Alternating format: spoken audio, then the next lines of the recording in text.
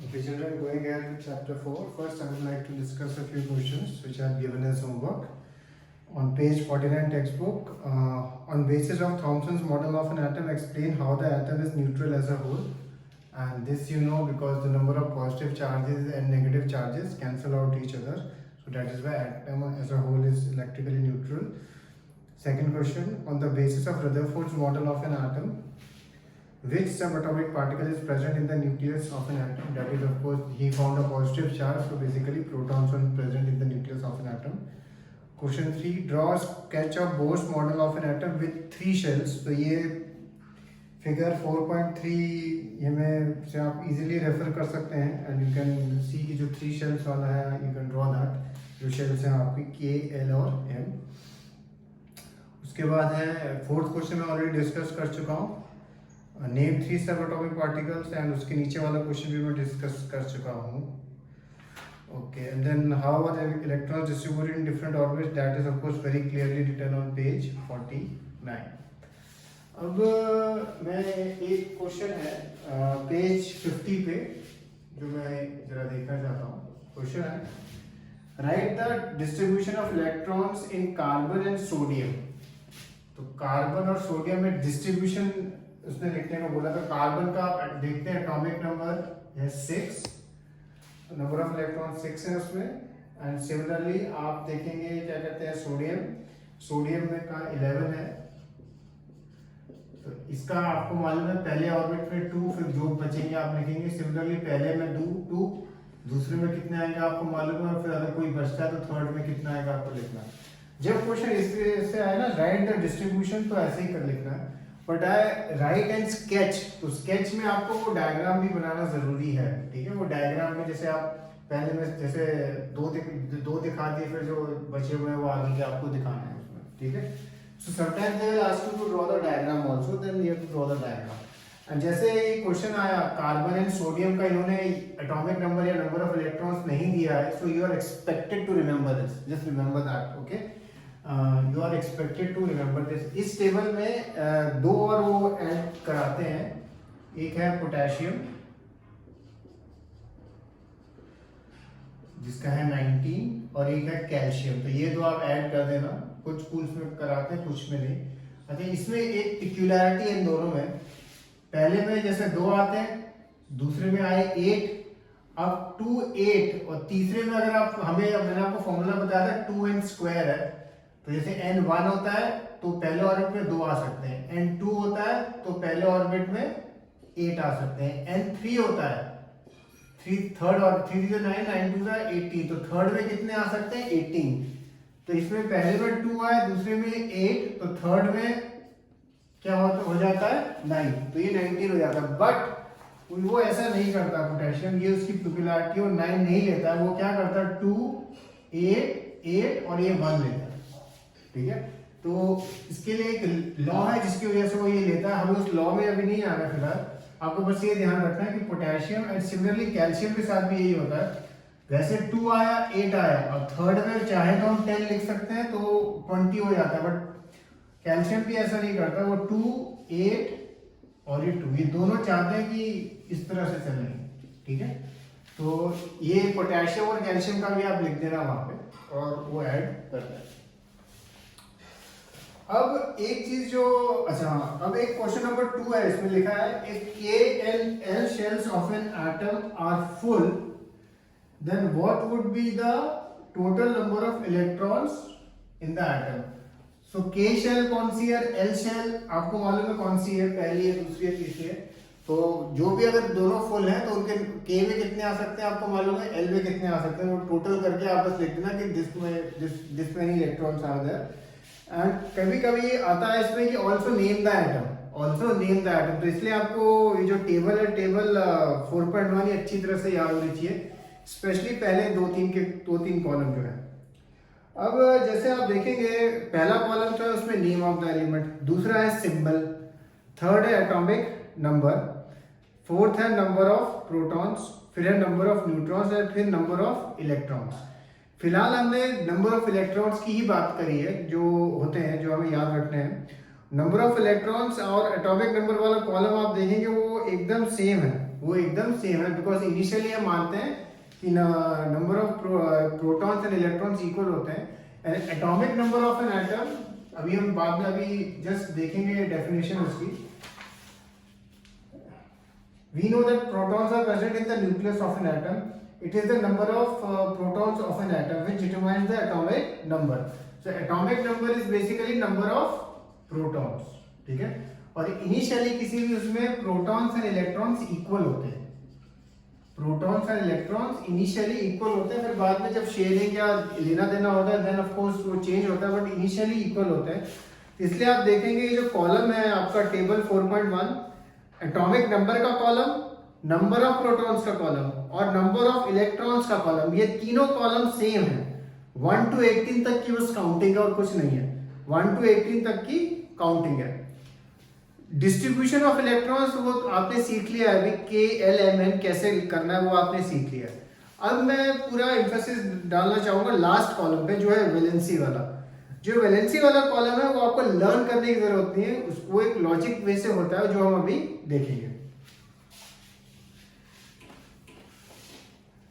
Valency का topic मैंने आपको पहले भी समझाया था, बिकॉज एक चैप्टर में शायद थोड़ा उसका यूज था, बट अभी हम देखते हैं। फॉर एग्जांपल अगर आप देखो हीलियम है, ठीक है, हीलियम का एटॉमिक नंबर है 2, तो पहले ऑर्बिट में हुए उसके 2 इलेक्ट्रॉन्स। और उसके आगे लिथियम है, लिथियम का एटॉमिक नंबर है 3, तो इसका हो गया 2,1।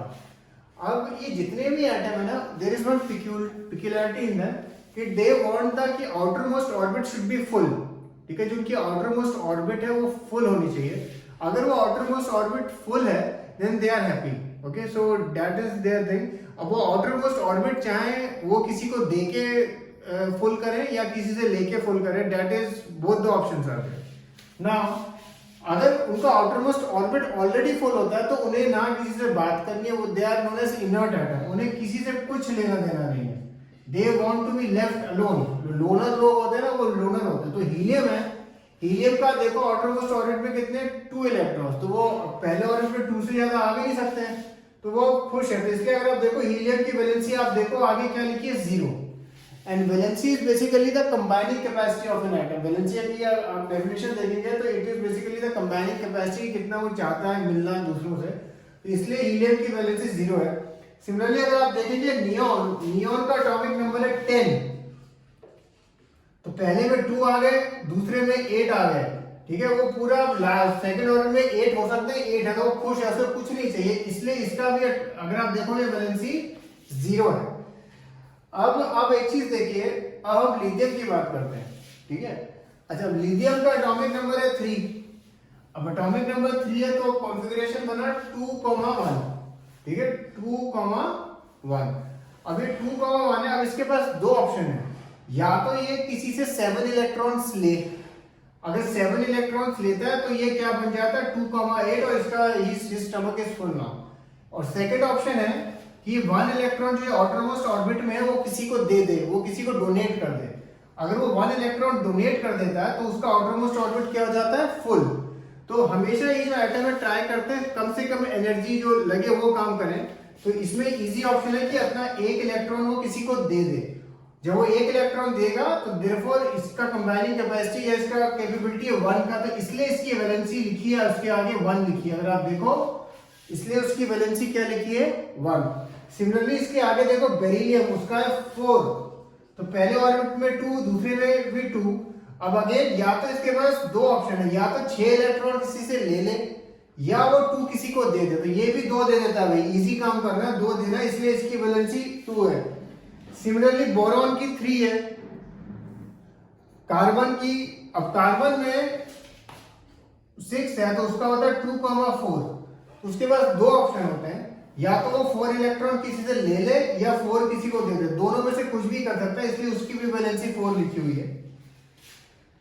अब नाइट्रोजन है, नाइट्रोजन की वैलेंसी देखो 3 लिखी है। नाइट्रोजन का एटॉमिक नंबर अगर आप देखें 7 है, तो ये क्या बनता है 2,5।